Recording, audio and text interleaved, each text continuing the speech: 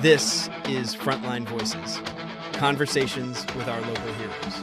Here's your host, Matthew Latham. Well, Peggy, thank you for joining us for the podcast today, taking time out of your busy schedule to sit down and talk about your experiences in the fire service. So, like I said, thank you. You're very welcome. All right, so we'll dig right into it.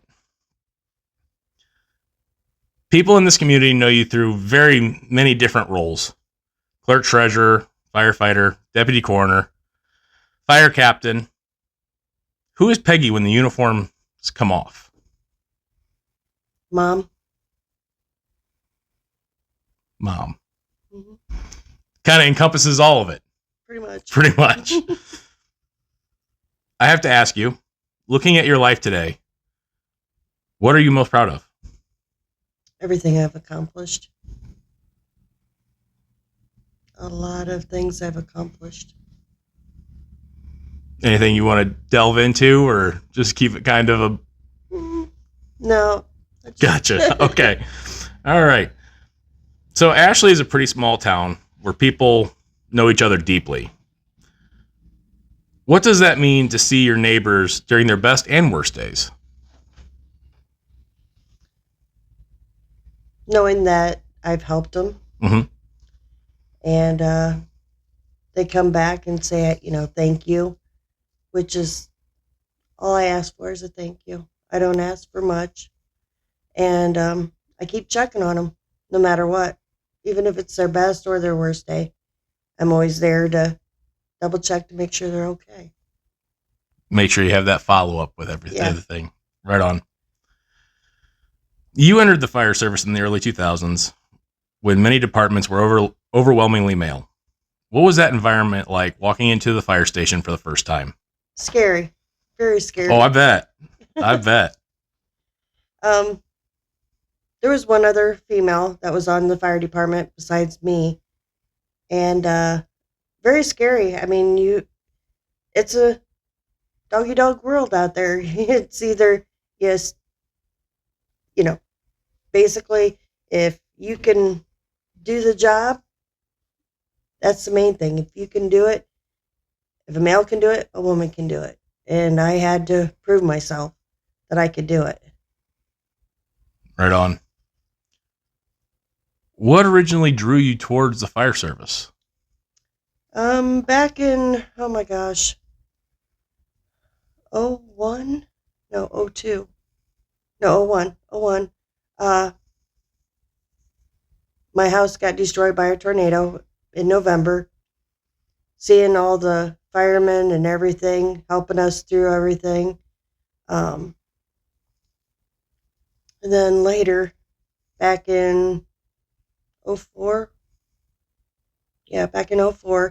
I had moved to our family farm there in Corona, and lightning struck our barn and caught it on fire, and I seen how everybody was just working together. I just wanted to be a part of it. I wanted to do something to basically give back to the community is what I wanted.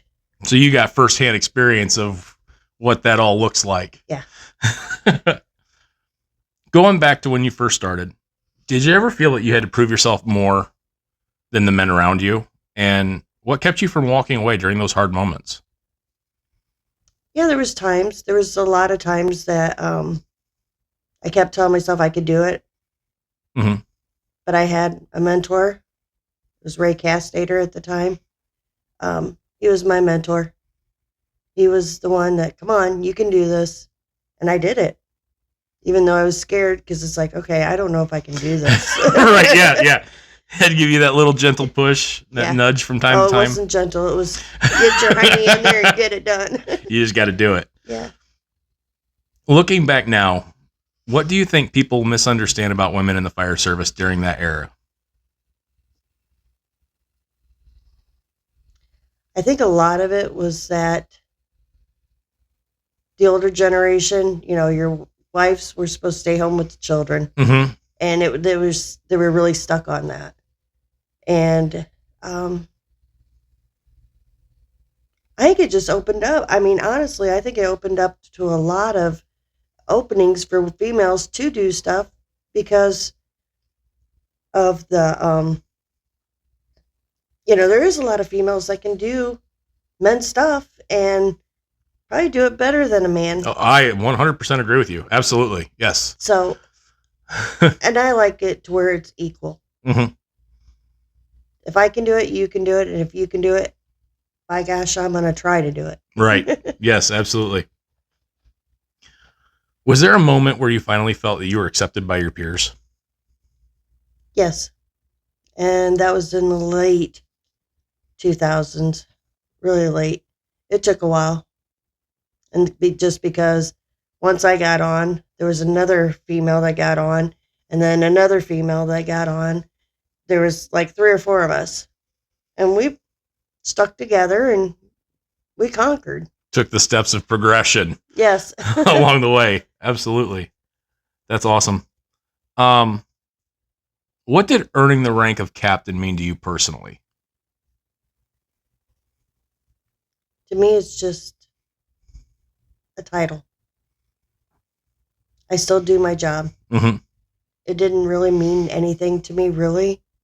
It was an accomplishment that I pushed for because I had been on for so many years. I was an engineer, started out being an engineer, did it for, quite a few years with Ray, and mm-hmm. Then got lieutenant when Junior Schaefer was chief. And then it was just one of my goals.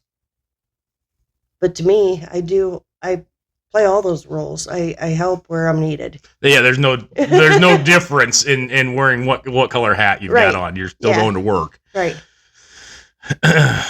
What advice would you give young women entering the fire service today? Don't hold yourself back. Don't do it. If you need a little nudge, come and see me.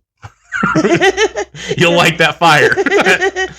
I really want them to accomplish their goals that they want to accomplish. I really want that to be said to the little, these young women that are, oh, I can't do this. Yeah, you can. Mm-hmm. If I can do it, you can do it. Absolutely. Yeah. I mean, like you said, perseverance is a big thing. That there's nothing that anybody can't do. It doesn't matter what your gender is or anything like that. If you want to do it, you're going to achieve it. So, right. Going all the way back to the beginning, do you remember what your very first call was? Oh my gosh. My very first one was a car wreck.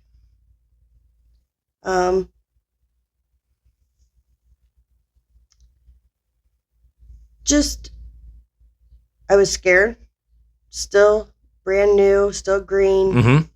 wet behind the ears from all the training that I take, and that, it was hard. It was I had a young boy that, was driving, and he had his, friend with him, and, I had to sit there and hold C-spine on the gentleman that was deceased. Mm. And it was a hard one. It was very hard. It was either make it or break it. It took a lot. But knowing that I did everything I possibly could. Right. It was a hard one. You didn't get the old softball pitch call off the rip. No. You got thrown right in the deep end. Wow. And experiencing that on the first call, that says a lot about you to be able to stick with it, because that is a huge obstacle to overcome, being especially your first one. So tell me, when the tones drop now, what goes through your head? What goes through my head? Mm-hmm. What are the emotions that hit? I've calmed down a lot with age. Mm-hmm. A lot. Listening to the call. I don't get anxious. I don't get where my mind goes 90 miles an hour and then when I get there, it's like, oh, well, that isn't what I was taught. No, it's just I stay calm no matter what I have to do. Is staying calm is the biggest key word there. Yeah. Well, I've even noticed that on scene that your presence of calm generally it affects the patient. You can tell their levels of calmness comes down. So it's kind of a balancing act there, and that's really important, obviously. So obviously that first call was a rough one. What are some of the toughest calls you've experienced emotionally? People losing their livelihood, losing their home, losing. I don't know how to explain it. It's just, yeah, I don't know. That's the hardest one, is everybody losing, and then having to gain back what they've lost. Right. Yeah. Going through the rebuild. Yeah. What has kept you committed to the fire service after all these years? I don't know. I don't know. I really don't know what keeps me here. I really don't. I love everybody that's here. I'm kind of the mama bear here. Absolutely. Because I'm the oldest. I love the younger generation, trying to get them to see what I've been through and what I see. And then when we're going on scenes, I help them through what they've struggled, and I can get them through it. You know what to look for when they're navigating their own journey. Yeah. And I'm sure that, now it's been such a big part of your life now, it's probably hard to think of life without. I don't know what I'd do without it. I really don't know. All right, we're going to step away from the old fire service side and step into your professional role. So you became clerk treasurer after someone served nearly 40 years doing it. What kind of pressures came with that transition? At the time, I had no idea. And then I was sitting there going, oh my, what did I get myself into? They're big shoes to fill. They were huge, and they still are today. I'm serving my third term, or my third year of my first term, and I'm still learning. There's so many things. Even the clerk that was prior to me, she comes in and helps me. I love her to death. I don't know what I would do without her. She's another mentor. If anybody knew anything about clerks, that would be Karen. The one to go to. Yes, because she knows her stuff after 40 years and been through a lot. She kind of wrote the book on, you betcha. on what to do. So, and as you said, you had no idea. So those first few months, what did that look like? What were some of those challenges that you weren't expecting that, like, boom, now that's my problem? Oh, that would be our water tower project with Mrs. Smiley. The payouts and that. It's like, oh my, I've never done one of these. How do I do it? The computer program that we have, Keystone, it keeps changing. Once I get to learn something, well, guess what? They're going to change it. And it's every day is a challenge. Every day. And now we got the sewer project going on to upgrade our sewer department. And that's a challenge. But like I said, it's nothing you can learn quickly. It takes years. But yeah, like I said, that ball just keeps turning. Yeah. Once one project's done, another one's in the fire. Yep. Most people don't realize how demanding small town government can be. What does the public not see behind the scenes? what don't they see? What the job entails. They think I just take water bills. Mm-hmm.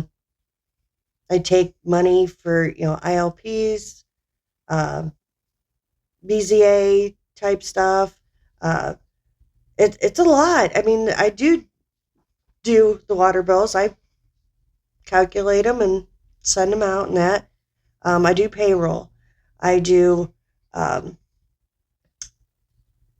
bank rec every month. I make sure, how much we have in each category and everything. Making sure the meetings go correctly and what needs to be done. How does it get, basically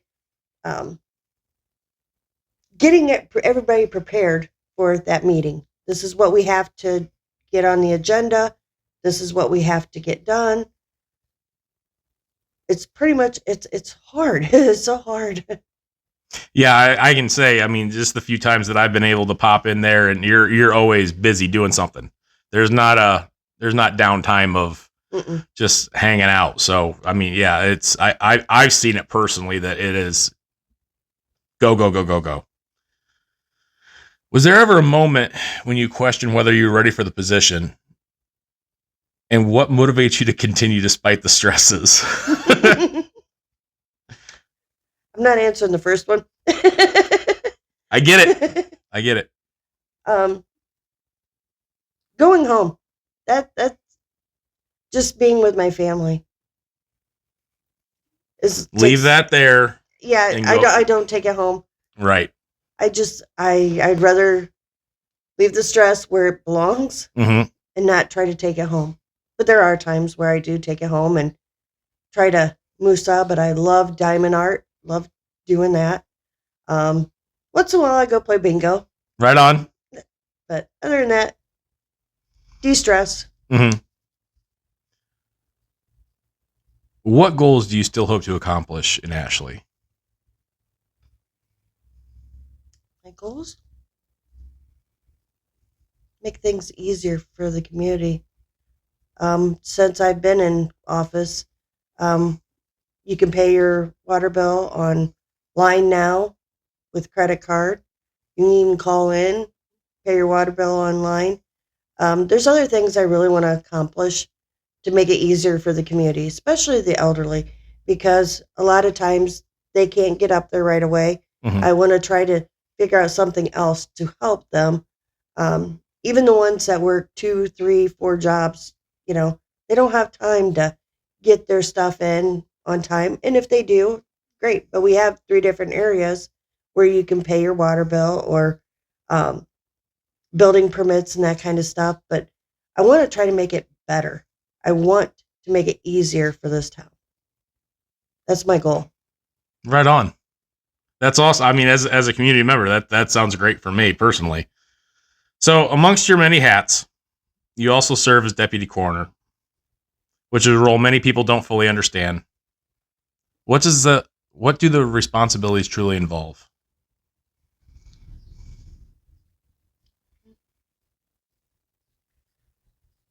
The responsibilities? That's being a deputy coroner. I serve under Rodney Snyder. Love him, my boss to death.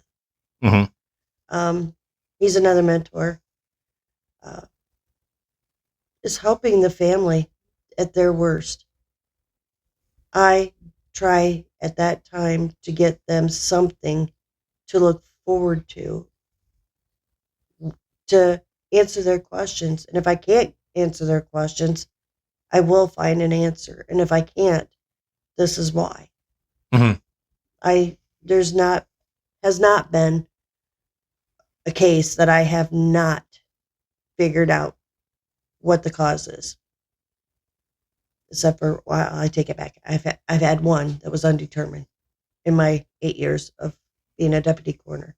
There was one that it was undetermined. We couldn't figure it out. That's why we have professional doctors. We got professional forensic doctors. It's kind of like that first 48 hours, but it's not. Right. Right. And I'm sure, unlike that, the end isn't always sunshine and rainbows. Exactly. What is emotionally hardest about death investigations? The hardest part? Mm-hmm.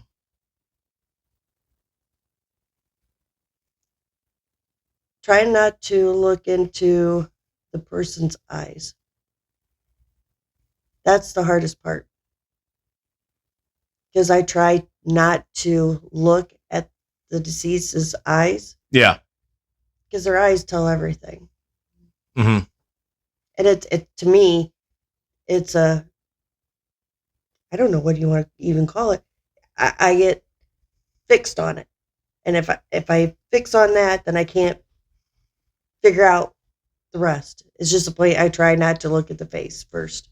I look at the torso, the legs, the arms, kind of leave the head for the last. What makes them them? Yeah. Keep it. Yeah. How do you mentally process scenes involving tragedy and grieving families? Pray. Pray a lot. For yourself, for them, for everybody involved. Yeah.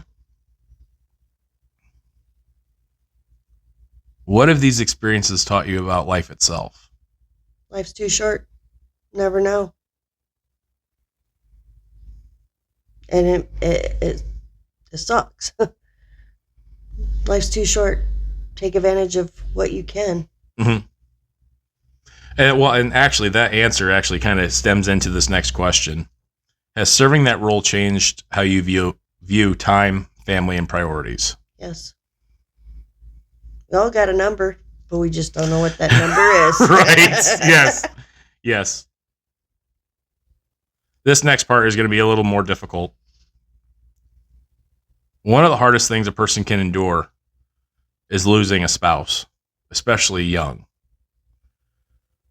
Can you walk us through what that chapter of life was like for you? Horrible.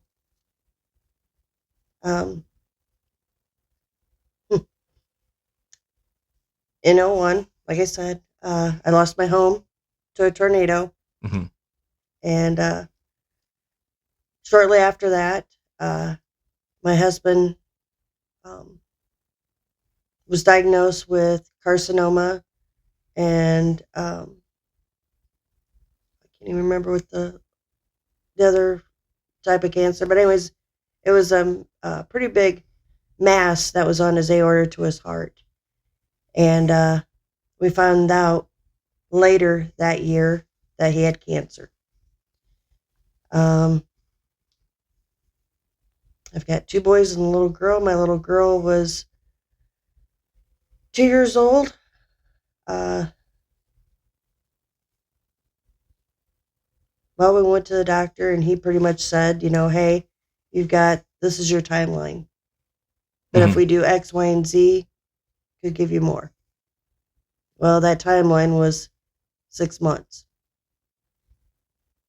In that 6 months, I was not only raising my children, I had to quit work. He had to quit work. He was on disability. I was taking care of him at home.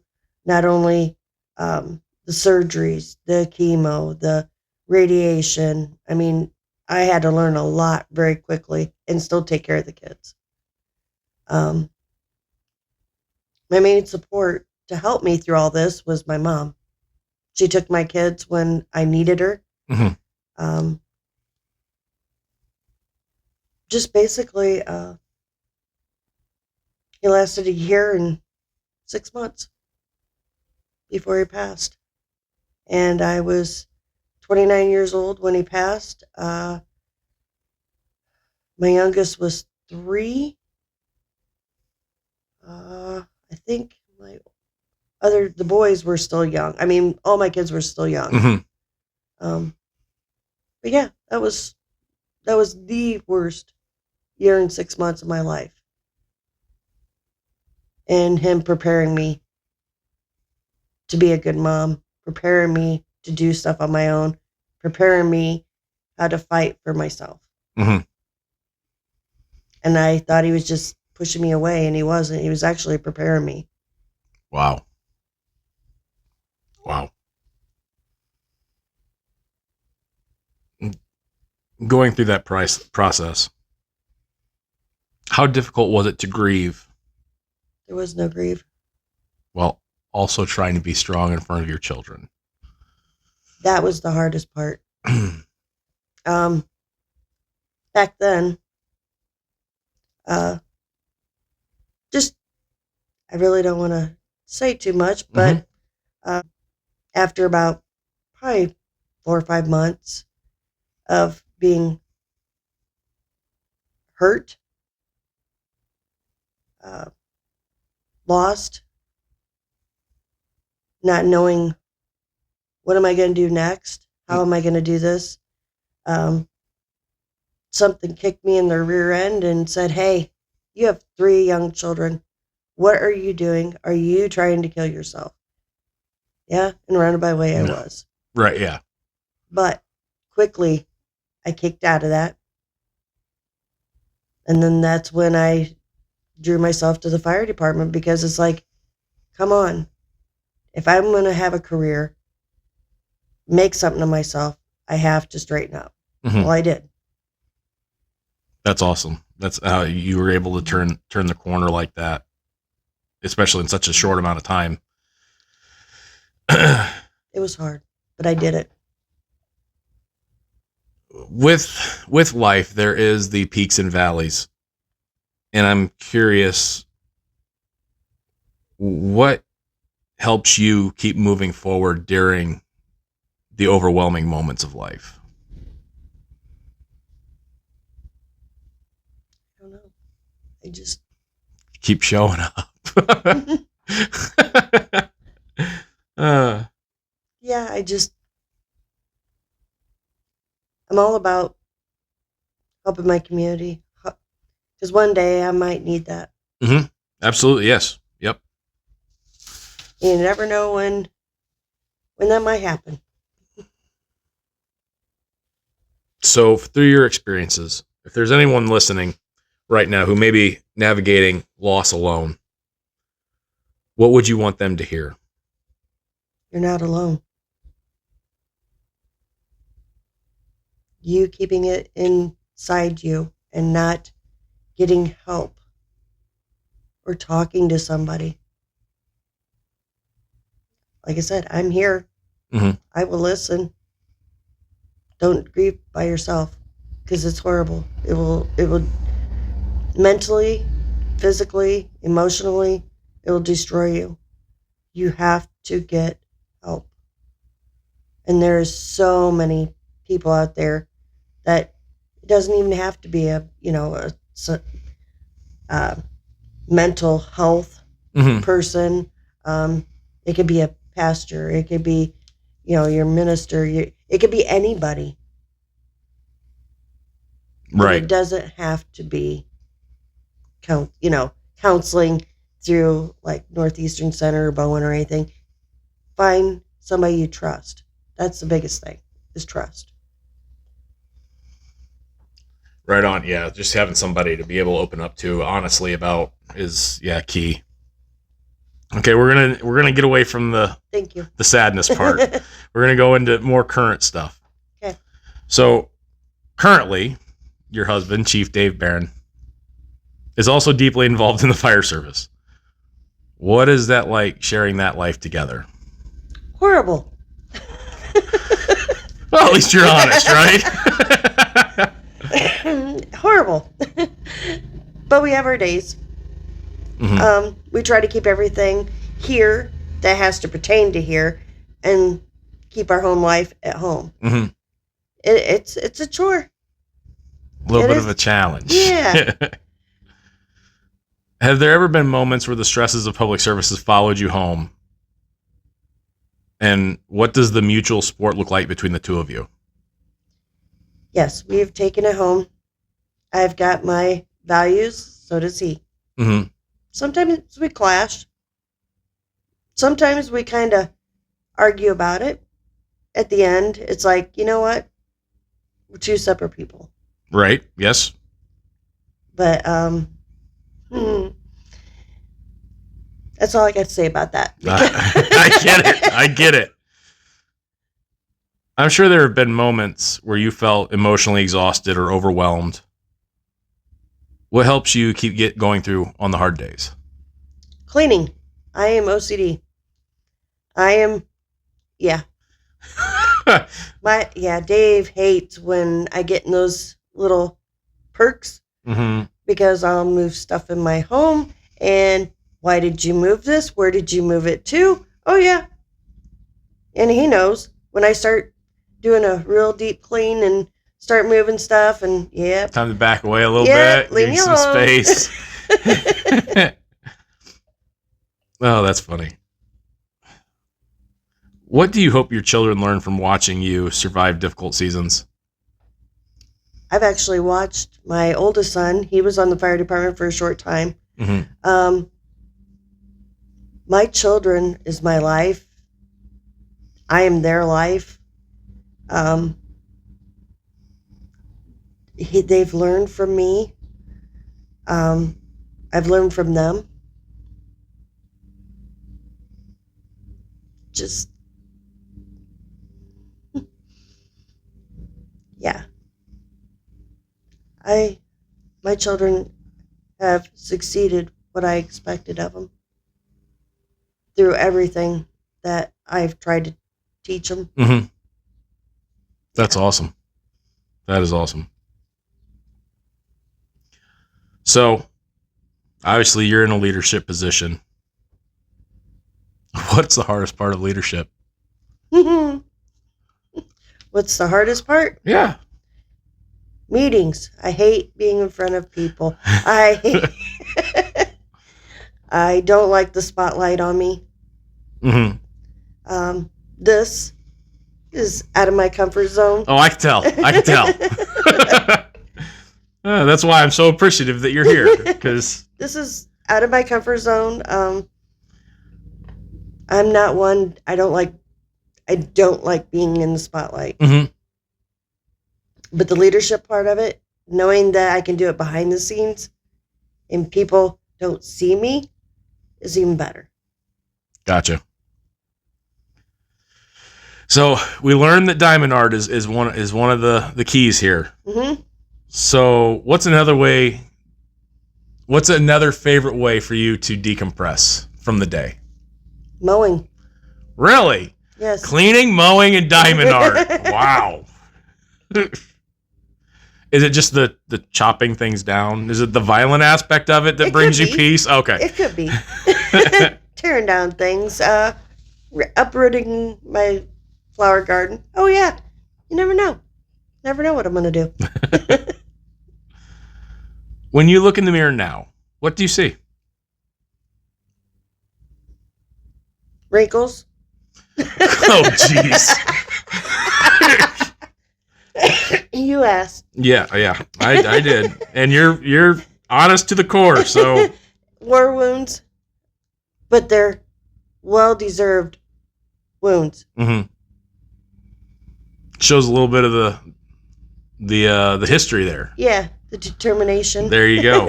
Absolutely. So you've carried leadership, tragedy, motherhood, public scrutiny, and service all at once. How do you think those experiences shape the woman you are today? It's made me tough. Ain't that the truth? There are days where it's like I gotta hang my hat up somewhere. Which hat do I hang up? Right. Yeah, you got so many. Yeah. Yeah.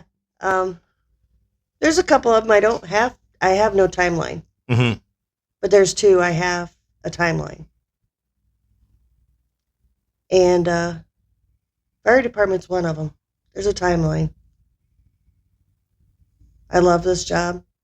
I would keep doing it in a heartbeat. But my body's telling me, hey, you can't do a lot of this stuff anymore. I can't air pack anymore after having my stroke. Right. 3 years ago. It's left me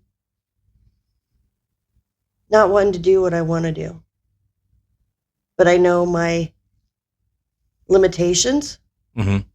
Medical, I love it. You give me medical and I'll do it every day. Right. But that's the only thing that's keeping me here is the medical part of it. Wow. That's sad. I don't want to think about that. I've learned so much from you, especially on the medical side, just the way that you are with patients and the way you interact and stuff like that. And I think that alone, just what I've seen you do your work in field is amazing. Just the patient care and the way that you take time to really invest in the patient while you're with them. It just speaks volumes. There's a complete difference from, obviously there's a difference of how people do things, but on scene, just the whole atmosphere changes just the way that you are, because you are invested in that patient at the time. And I commend you for that, because like I said, it changes the whole way that scene's going to end up for the most part. So I commend you for that. Thank you. So we're starting to get into the tougher questions. And I always bring this up because when I first started asking it, I thought it was a great tool for self-evaluation. You know, when you're looking at the sunset, you know, what do you see? And then, you know, and I tell everybody this, you know, in the last year, you know, I found out how incredibly important it was to hear that perspective. So after you've served your community in so many different ways, what do you hope your legacy is? What do you hope that people remember about you?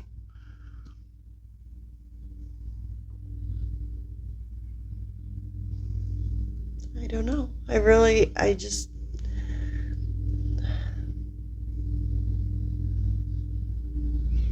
love people. Mm-hmm. I love them.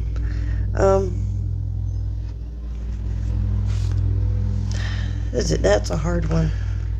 That is a very hard one. For my legacy, Mm-hmm. hopefully I've touched other young generation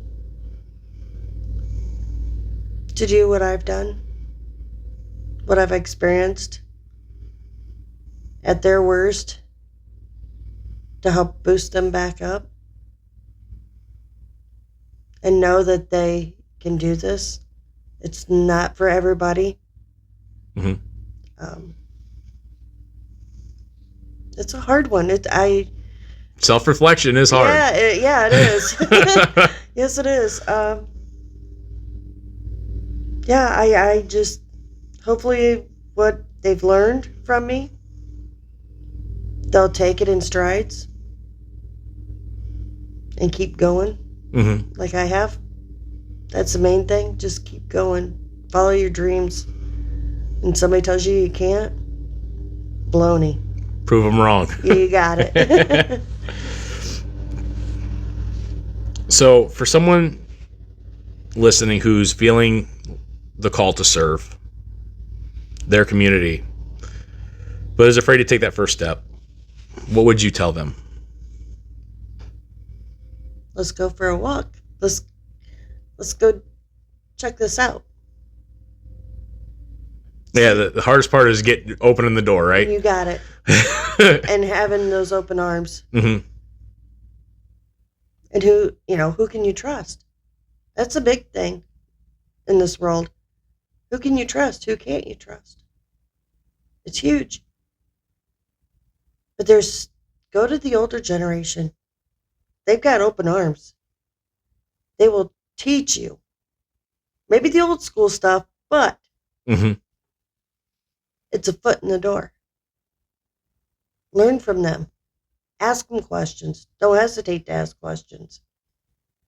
Kind of like when we got you on here. Yeah, right. Rough. But look where you are now. Yeah. You're one heck of the generation from where I'm from and where you're from. I don't know what I'd do without you here. Well, thank you. The strides, and hopefully some of my habits or bad habits have not rubbed off on you, but hopefully, I can do it for somebody else. Absolutely. Yes. It's yeah, definitely. It's been and I that's one of the things that I like to lean on people who've been around, because their stories are valuable and their experiences are valuable, and I think it's incredibly important to lean on that. All right, we're getting ready to wrap up. Last question I ask everybody: if there was one person that you could recommend to sit in that chair, who would it be and why? Rodney Snyder. It would be Rodney Snyder. That man is, oh my gosh, he's a heck of a mentor. He's a great boss. He's a great minister. And if you ever get time to meet him, you would probably say the same thing. He's a great big teddy bear. I love him to death. And he's one heck of a boss. So Rodney Snyder, definitely. Rodney Snyder getting added to the old list. Awesome. Well, Peg, I won't take up any more of your day. I want to thank you for stopping by, sharing some insight on, some of the challenges that you went through professionally, personally, and how you've overcome adversity and to be where you are today. I really appreciate you, and I really appreciate everything that you've taught me in particular, but all of us here. So thank you. Thank you.